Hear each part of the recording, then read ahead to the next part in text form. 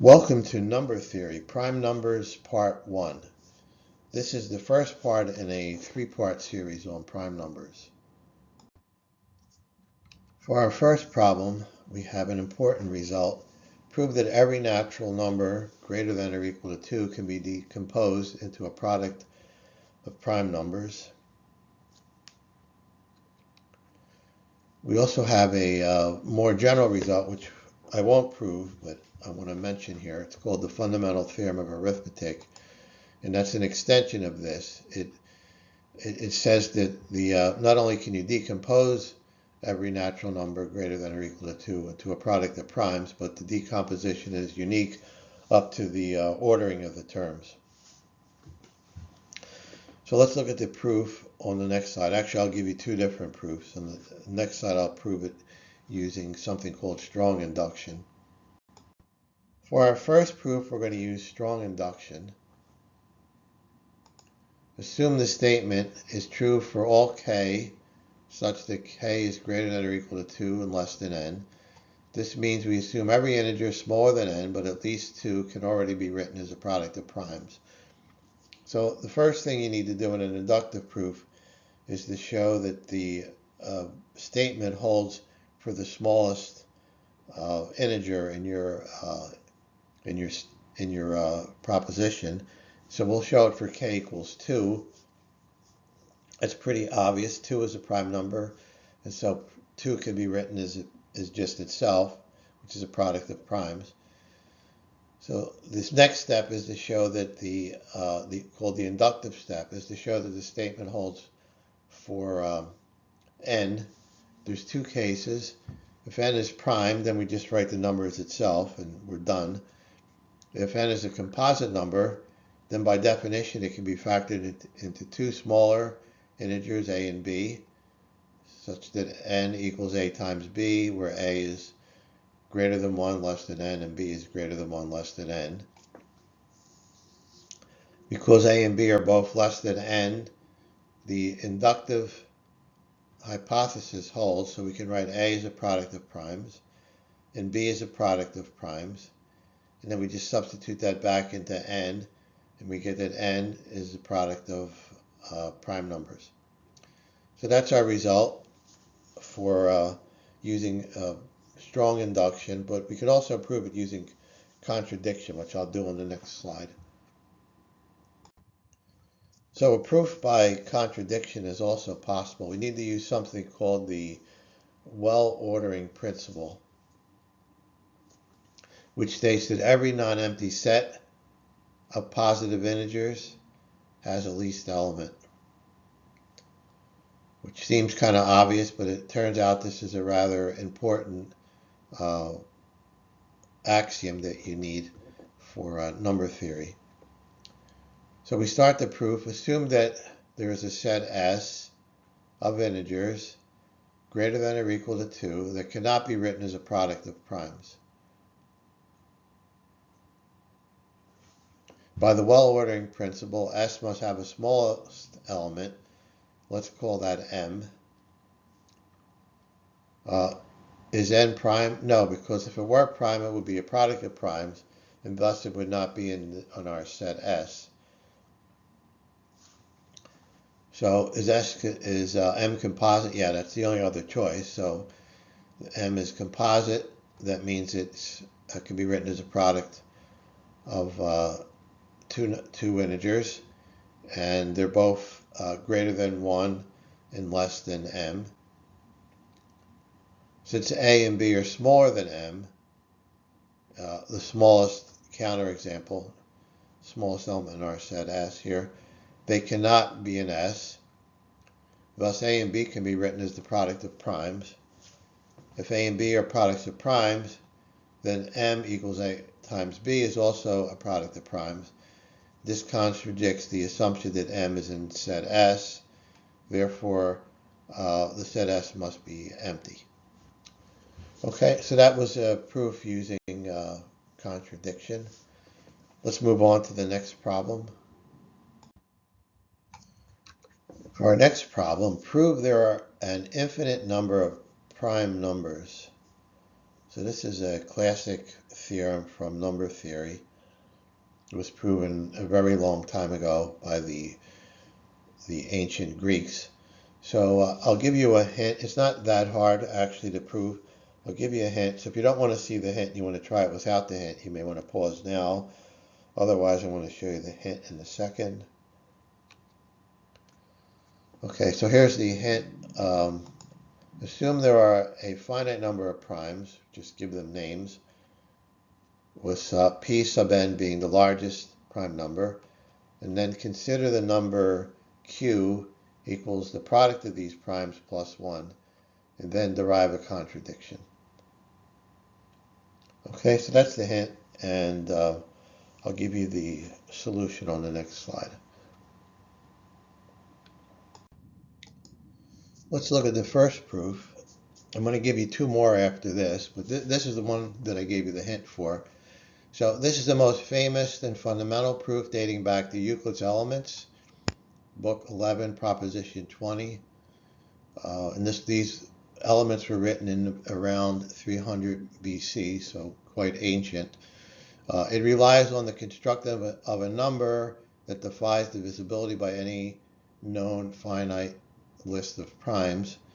The proof goes as follows. So assume the opposite. Suppose there are only a finite number of primes. Let's list them all as the set P, so P1 to Pn, where Pn is the largest. And then we construct this new number. This was the hint I gave you. Let capital Q equal the product of the primes, or at least what we're assuming to be the finite list of primes, plus 1. Then we take a look at Q, and like all integers greater than 1, Q must have at least one prime factor. Let's call that little q. If Q were one of the primes in our original list, this list P here, then obviously say it's P sub I, then it would divide the product since it's one of these.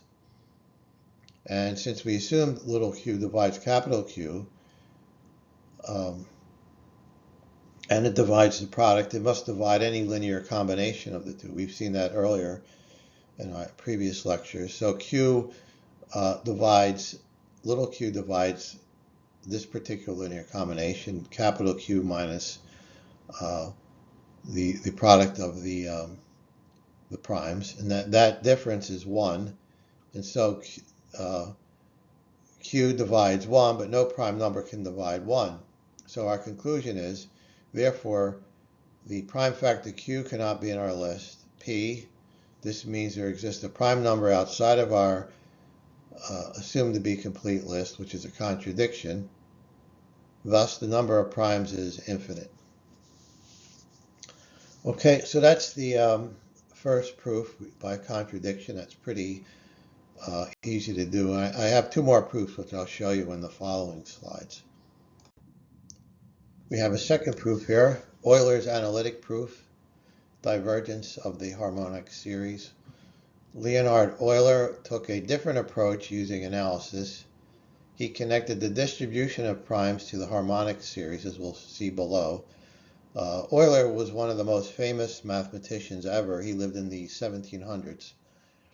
So let's look at the proof. The harmonic series, which you would have seen if you have taken a calculus class or even pre-calculus probably, it's well known that this series diverges. I'm not going to prove it here, but even though you're taking 1 plus 1/2 plus 1/3, the numbers are getting smaller, but the overall sum is bigger than any number you can pick if you go far enough out. So this is a divergent series. On the other hand, there's this Euler product formula, which I'm not going to prove here. I'll give you a reference to a proof down here. Euler showed that this sum can be expressed as a product involving only prime numbers, because every integer n has a unique prime factorization. Remember, we said that in the second slide in this lesson. So what Euler proved is between here and here, he proved that this divergent infinite series is equal to the product of these terms here. So you would take the first prime, which would be 2, and you would sum that up, and then you would take the second prime, be 3, and then sum that up, and then 5 and 7 and so forth, and then you multiply all those sums together, and that would equal the same as this this series here. So these two are equal, and you can write it this way here. And remember, this is just a geometric series, so it's the same as 1 over 1 minus 1 over p. So we have this here. Now, the contradiction comes pretty quickly once you have this equality, because if there are only a finite number of primes, then you're just multiplying. Each one of these is a regular number, so you're just multiplying a finite number of finite numbers, and so the right-hand side would be finite term, and this would result in a finite value.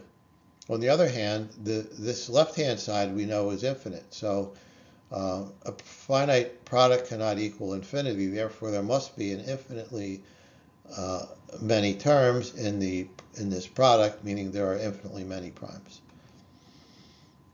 And if you're interested in a proof of this Euler's product formula, go to the Wikipedia article, Proof of the Euler's Product Formula for the Riemann Zeta Function. So the proof is much more general there, and if you want to get this result, you just need to take S equal to 1, and what you'll see in the Wikipedia article. That'll give you this, but as I say, the result that proved in the Wikipedia article is more general. The third proof of an infinite number of primes involves something called topology. If you haven't seen this before, it might be a little bit hard to take in, but I'll try to go slowly, and I'll give you an introduction here on this one slide. I also have a lecture series on topology. I'll give you the link to that in the information to this video. So at the high level, the idea is fairly simple.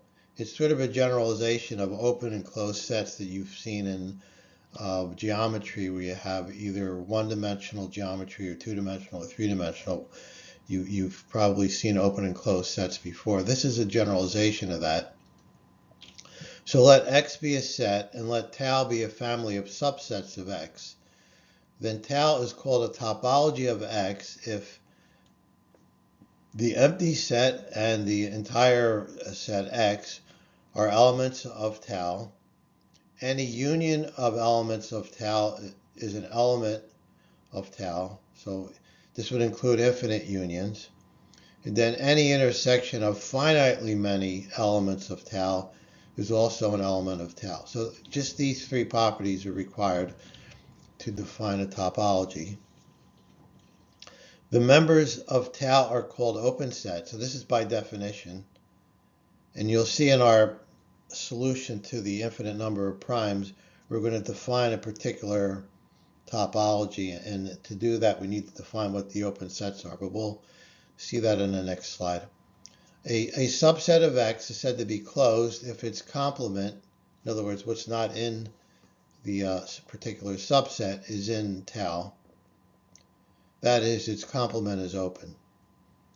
So we have some basic results. Two of them come from this definition here.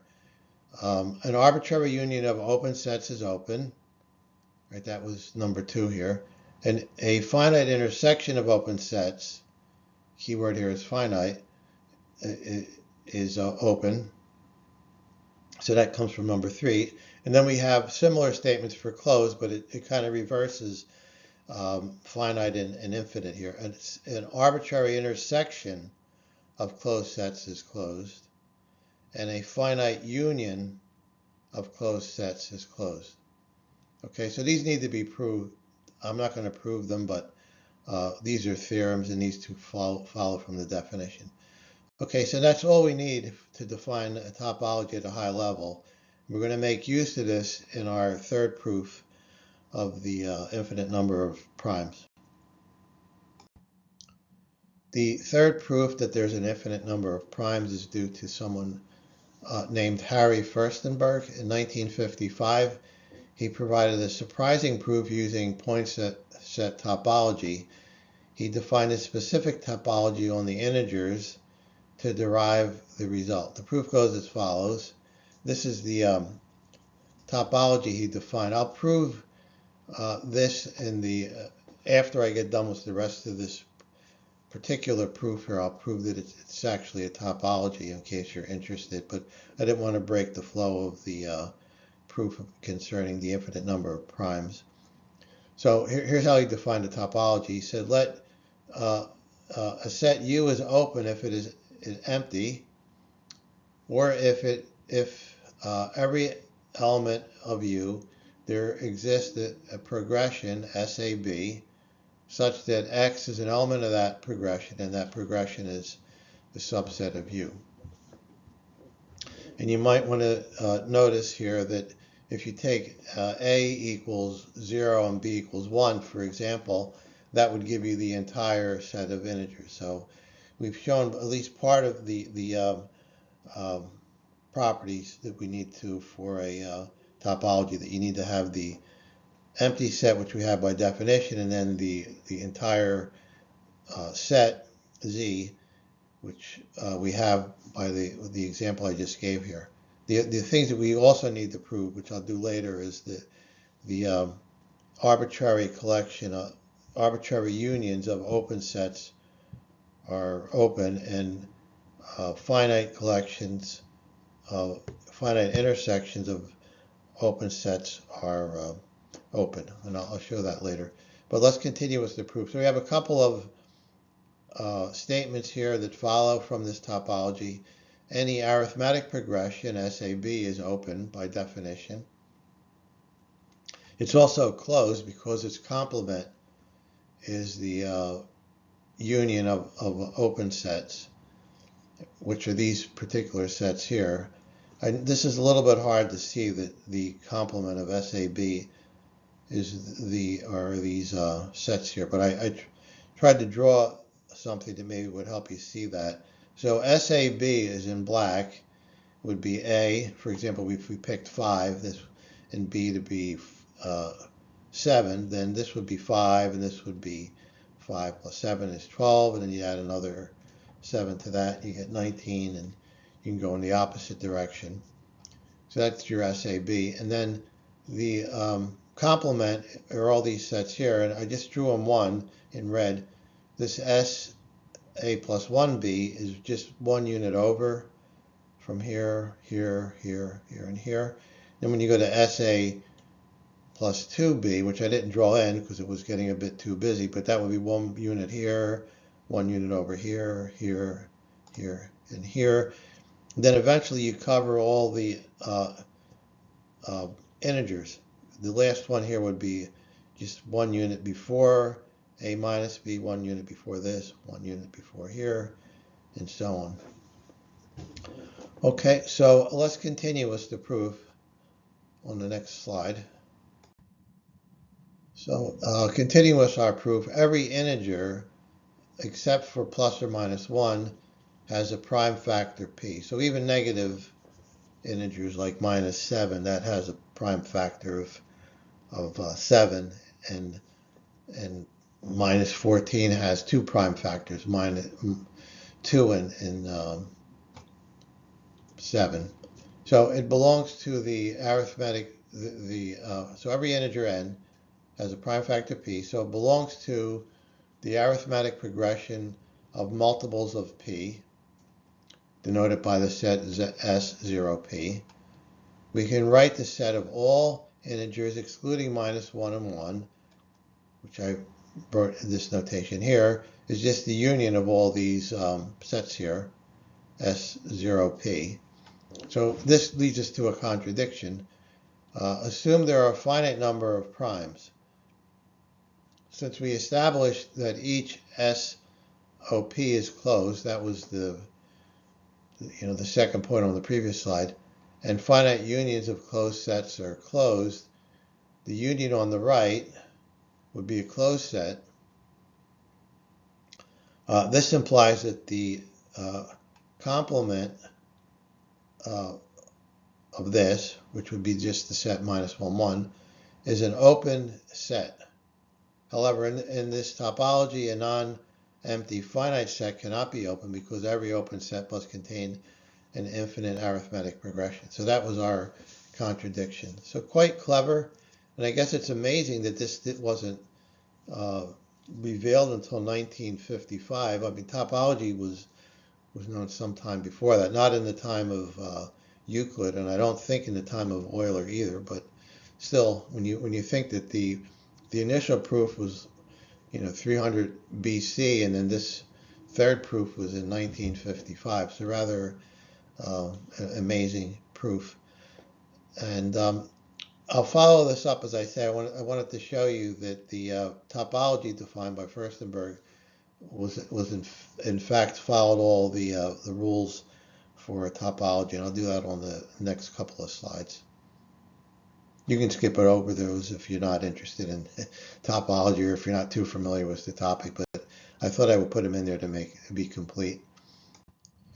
So as I mentioned, I want to prove that the topology defined by Furstenberg is in fact a topology and satisfies the three conditions. So we already looked at one of the conditions. That was that we're given that the empty set's in it, and then I mentioned if we took A equals 0 and B equals 1, we get the entire set of integers. So that was the first condition. The other two conditions we need to prove. So let's just refresh our memory as to the definition of the topology. Let B be the collection of all the arithmetic progressions of this form here, where little b is not equal to 0.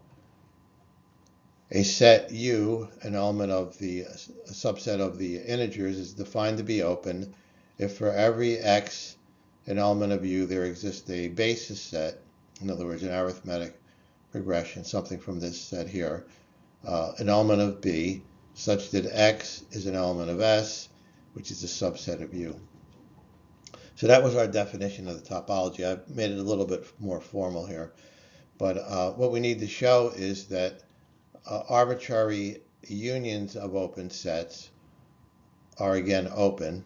And that's what I'm going to show here. And on the next slide, it's a bit harder, but we want to show that finite intersections of open sets is again open. Okay, so let's look at this first problem here. Let X be an arbitrary element of the union of all these open sets. By the definition of union, there must exist some index j in I. This is the index over which we're taking the union, such that X is an element of U sub j. Since U sub j is an open set, by definition, there exists an arithmetic progression, SAB, such that X is an element of SAB, which is a subset of U sub j. And since U sub j is a subset of U, right, it's part of the union, it follows that X is an element of SAB, which is a subset of U. So for every X, we found the basis set containing X and contained in U. Therefore, U, this union, is open. Okay, so that was the second property for a topology. Now, on the next slide, I'll prove the third property. For the third property, we're going to show that two open sets, their intersection is opened, and then this follows from induction that if you had more than two, you can just take two at a time, applying this result here, and you would have that that finite intersection is also open. So there's two cases. One is the intersection is empty, and we know by definition that the empty set is open. So we've covered that case. The other case is where the intersection is not empty. So let X be an arbitrary element of W. So again, we're assuming this intersection is not empty. Then X is an element of U, and it's an element of V. That's by the definition of intersection. Since X is an element of U and U is open, there exists an arithmetic progression SA1, AB1, such that X is an element of SA1B1, which is the subset of U. And similarly for V, since V is open, there's an arithmetic progression SA2B2, such that X is an element of SA2B2, which is a subset of V. What we need to do to prove that this is open is we need to find a new arithmetic progression, SA prime B prime, such that X is an element of SA prime B prime, which is a subset of the intersection of these two arithmetic progressions. And then since we've selected X arbitrarily, that would hold for any X in the intersection, which would imply that U intersection V is open. So the intersection of two arithmetic progressions containing a common point X is simply another arithmetic progression, with the difference being the least common multiple of the original differences. So we'll prove that in the next slide, but I wanted to show you an example of this here because it may not be completely clear right off. So let's just say that we had these, let's say X was 7, and we had these two arithmetic progressions. So this would be like our SA1B1, and this would be like our SA2B1. And then let's say the difference is 3 for this progression. So you have 7, 10, 13, 16, 19, and then going in the other direction you have 4, 1, minus 2, minus 5, minus 8. And then the other progression, the difference is 5, so you go 12, 17, 22, and so forth. And so you want to find this SA prime B prime, and the claim is it's you take your element X, and then you take the least common multiple of the differences, so of 3 and of 5. So the least common multiple of 3 and 5 is 15. And so this progression is our solution in this particular case here. And you notice that 7, of course, is in both of these.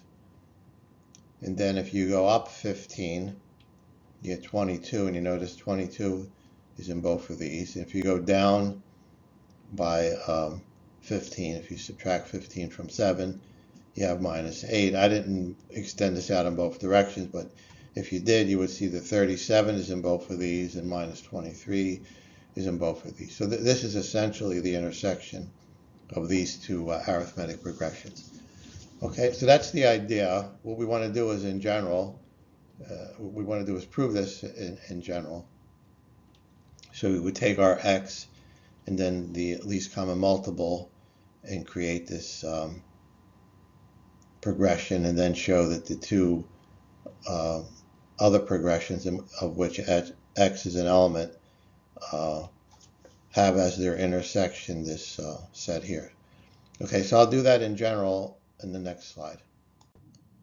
Let's finish off the proof. We'll let L equal the least common multiple of B1 and B2. And then for the SA prime B prime that we mentioned on the previous slide, we'll let A prime equal X and B prime equal L. Then we want to show if we take any element in this progression, it's an element of both the progression A1, B1 as well as A2, B2. So I'll show it for this first one here, and then the argument for the second one is the same, so I'll just mention that briefly. Okay, so we take any y, any element in this progression, and that would be of the form y equals x plus some integer times L. Since L is a multiple of B1, that's because it's the L, it equals the LCM of B1 and B2. We have L equals m times B1 for some integer m. Thus we can take this and plug in L here, and we get this, which I've slightly rewritten here. So y equals x plus km times b1, where km is just an integer. And since x is in a1, b1, remember that was a common term in both these two progressions. So if it's in here, then x satisfies this congruence, x congruent to a1 mod b1. And that implies this here, x equals a1 plus some multiple, I called it L, times b sub 1. And then we just plug this in for x here, and we get y equals a1 plus L1 b1, and then we have km b1, so we can just put those two together times b1, and this implies that y is congruent to a1 mod b1, but that means y is an element of a1 b1. Then using the same type of argument, just changing the subscripts a1 and b1 to a2 and b2, we see that y is also an element of a2 b2. So our progression SXL is a subset of the intersection of the two progressions that we started with, which in turn are a subset of the intersection U with V. Thus, we found an arithmetic progression containing x that lies entirely within W, which is the intersection of U and V, and so W is open. And as I mentioned at the beginning of this proof, we can extend the argument to three sets. We just show, for example, if we had U, V, and Z as our three sets, then we first would show that U and V is open, that intersection is open, and then we would take that intersection with the third set, show that's open, just using this result here, and so on. So you can do it for any finite number of open sets. If you take the intersection, that set is also open. Okay, so that completes the proof, but I have several more problems in this section, and let's take a look at the next one. For our next problem, we have what's called Euclid's lemma. Prove that if p is prime and p divides a times b for integers a and b, then p divides a or p divides b. So this is not true if p isn't a prime number. And I give you an example here. 6 divides 2 times 3, but 6 divides neither 2 nor 3. However, if you have a prime that's dividing a product, then it does have to divide one or the other, or possibly both. So for example, 7 divides 49, and it divides both of the factors, both of which happen to be 7. So let's go ahead and prove this. This is something that's easy to stumble over, in the sense that you're proving something more complicated, and you just have a non-prime here, and you want to say that it divides a times b, and you want to say that it divides one or the other, and that's not necessarily true. So you need to be careful in respect to this particular property here. We have two cases concerning our proof of Euclid's lemma. One, we have p divides a, and then the condition is met and we're done. So that's sort of the easy case. So we assume p does not divide a, one of the two factors of which p divides, the product of. So since p, and this little cross through the divide sign, that means not. So this means p does not divide a. So since p does not divide a, p cannot share any common factors with a other than 1, and therefore the GCD of a and p is equal to 1. Bezout's identity states that if the GCD of two numbers is 1, two integers is 1, then there exist integers x and y such that ax plus py equals 1. We multiply both sides of this equation by b, the other factor, we get this here. And we know that P divides the product AB, right? That was part of the premise of the theorem, or the lemma. We have that NP equals AB for some integer n. That's just the definition of divides by. Substituting this into the above equation, this equation here, we have the AB, and we substitute an NP for that. The BPY we leave alone, and the P factors out of both of these. So you have P times an integer equals B, and that implies that P divides B. Okay, so we have one more problem in this lecture. Maybe I should have stated this up front, but you've probably realized it by now. All the problems in this lecture are known theorems. Some of them have been known for a very long time, going back to the ancient Greeks. And the reason I put them together here is I have a few more lectures on prime numbers, and I needed to use these various results, at least in some of the problems. So I figured I'll put all the kind of known results up front, and then have a couple of lectures where we look at problems that are not as well known, or things that are newer. For the last problem in our lesson, we have Wilson's theorem, and it goes as follows. Prove that a positive integer p greater than 1 is prime if and only if p minus 1 factorial is congruent to minus 1 mod p. So the if and only if implies we need to prove it in the forward direction and then in the reverse direction. So I'll give you the solution in the next couple of slides.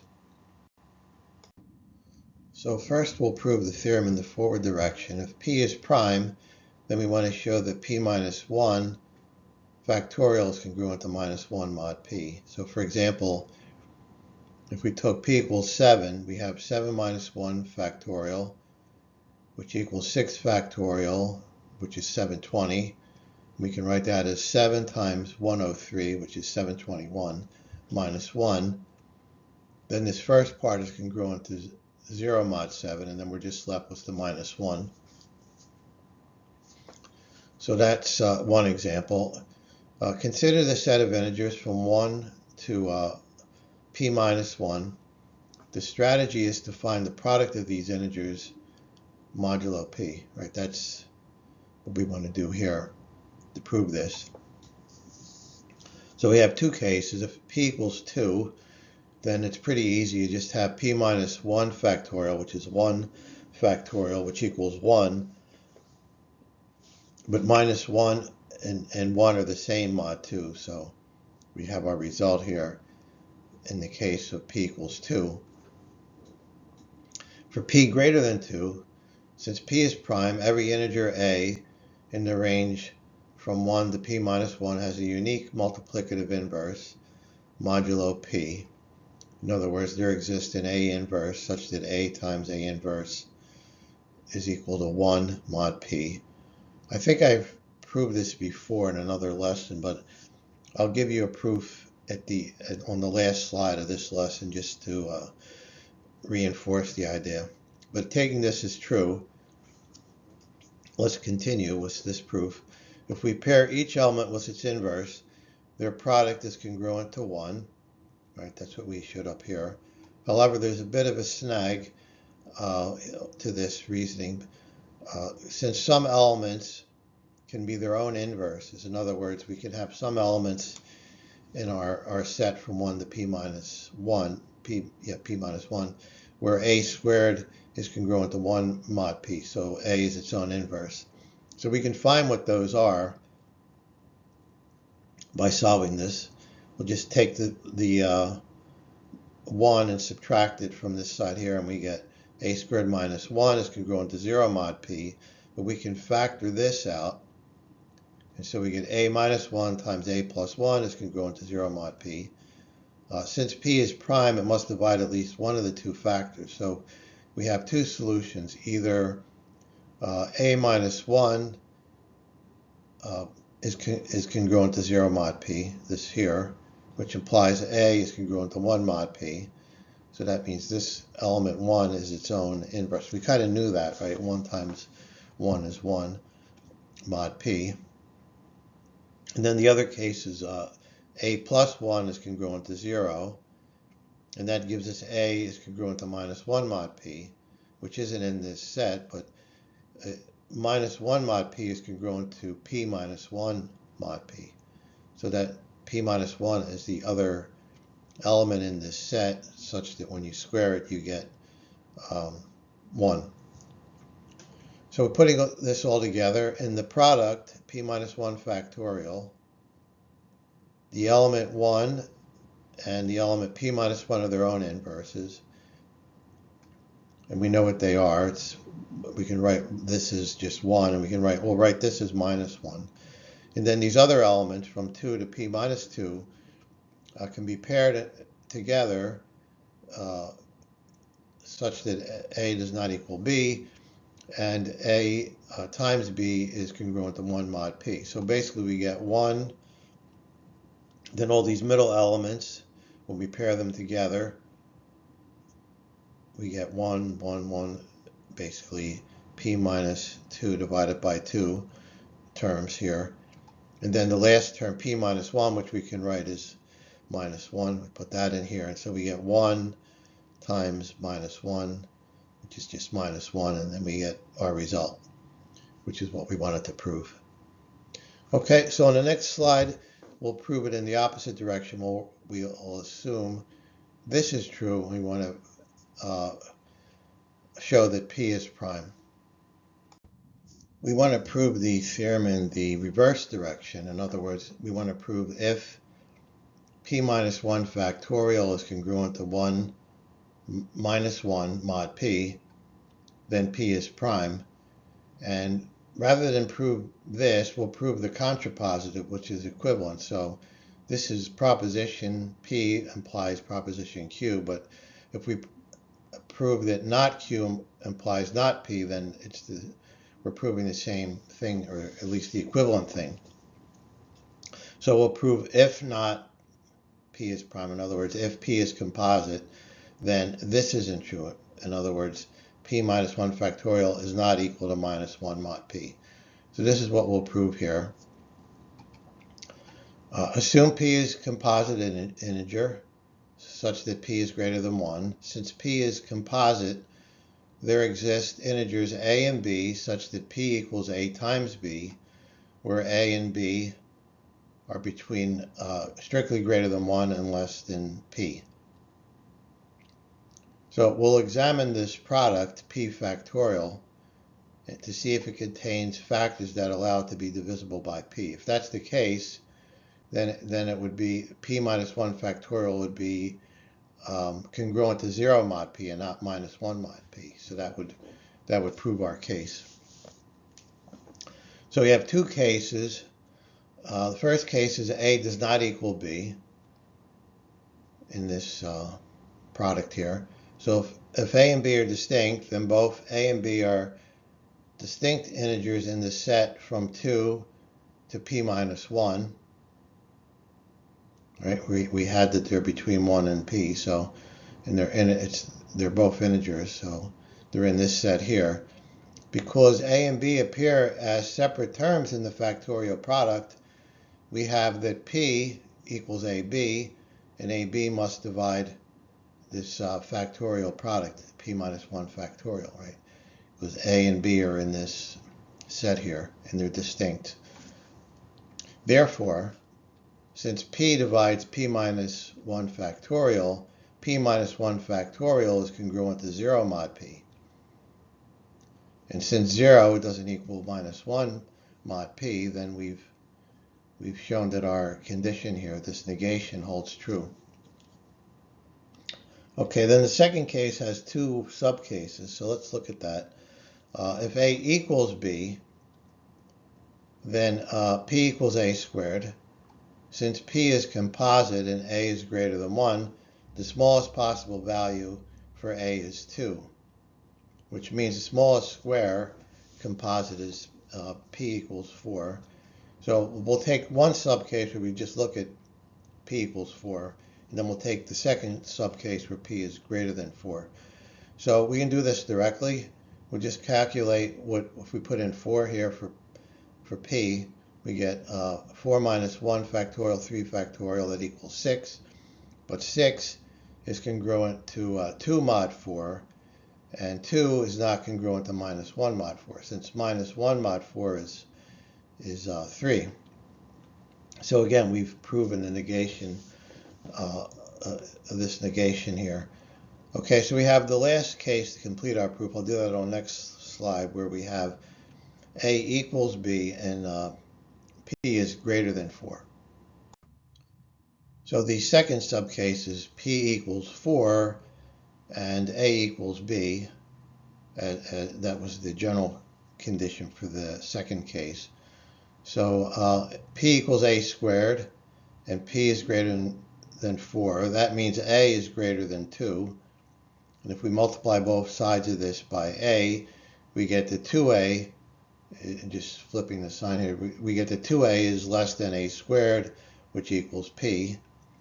Therefore, both a and 2a are distinct integers in the set 3, 4 up to p minus 1.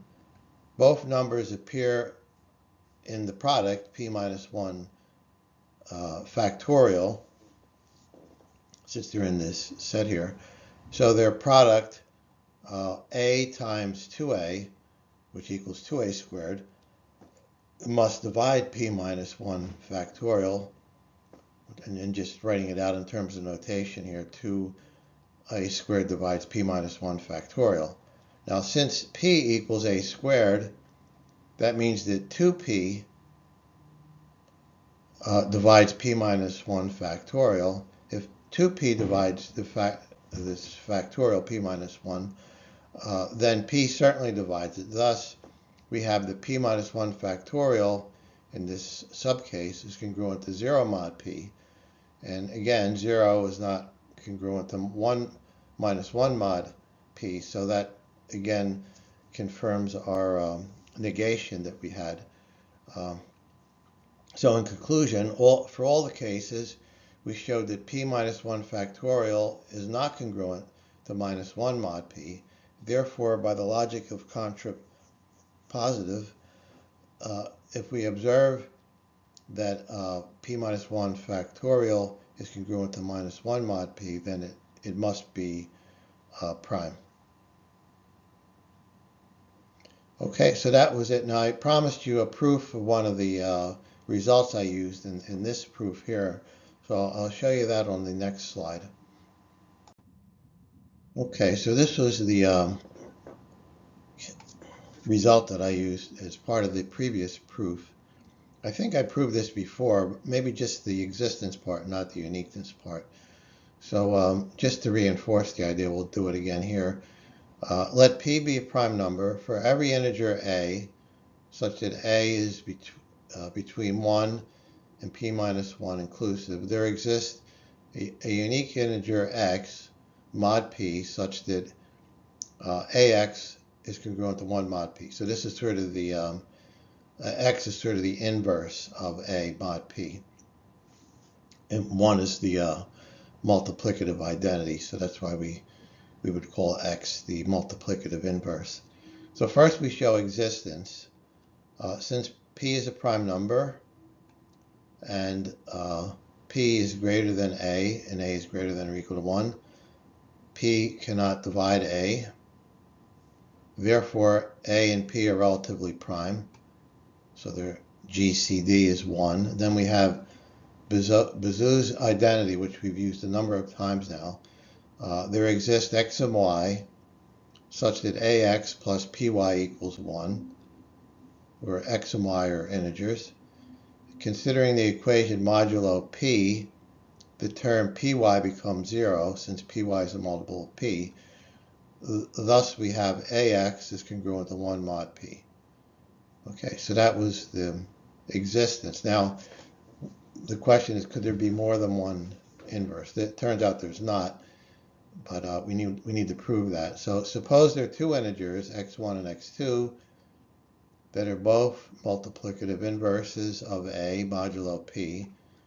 just writing it out here. AX1 is congruent to 1 mod p, and AX2 is congruent to 1 mod p. Since both expressions are congruent to 1, they are congruent to each other.